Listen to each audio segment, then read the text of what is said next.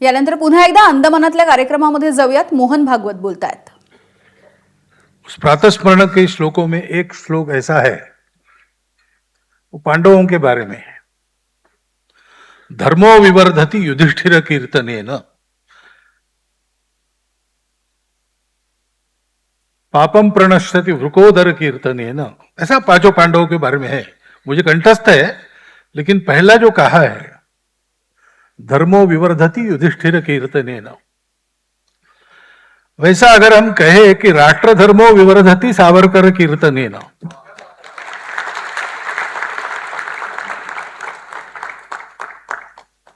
लेकिन केवल कीर्तन से नहीं होगा।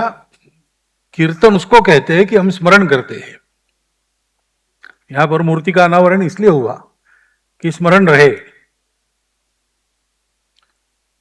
वो सिंहासन बत्तीसी है, कथा है कि विक्रम राजा सिंहासन चढ़ने वाला है, तो सिंहासन की 32 पैड़ियां और एक एक पर एक एक मूर्ति लगी है। वो पैर रखता है तो पहली मूर्ति कहती है रुको, तुम इस सिंहासन पर चढ़ने वाले हो।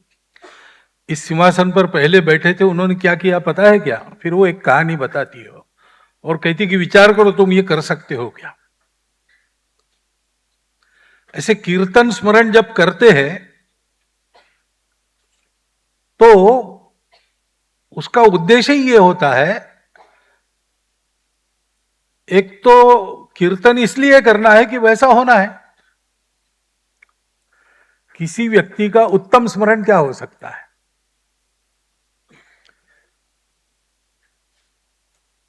आखिर इन सब देशभक्तों ने यहां पर अपने जीवन को बिताया कष्टकार इसमें। सावरकर जैसे लोग वापस आए, वापस आने के बाद भी, अंडमान के जेल से वापस आने के बाद भी उन्होंने अपना काम छोड़ा नहीं, वो जारी रखा। जिस प्रकार से कर सकते थे उस प्रकार से किया। तो ये सब करने का कारण क्या था?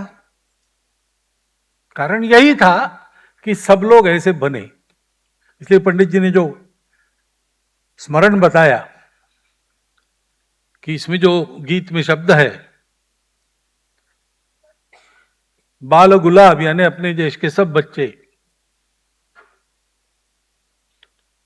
तो देश के सब लोगों के मन में देशभक्ति का भाव है।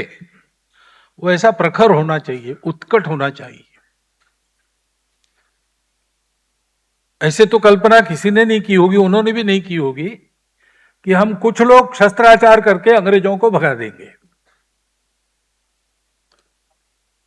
लेकिन हमारे शस्त्राचार करने से एक और अंग्रेज को धाक, दूसरी ओर अपने लोगों में जागृति, ये बात तो थी।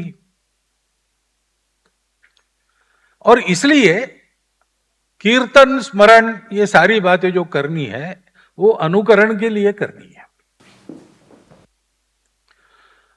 और अनुकरण जिसका करना है वो पूर्ण चाहिए। एबीपी माझा, उघडा डोळे बघा नीट।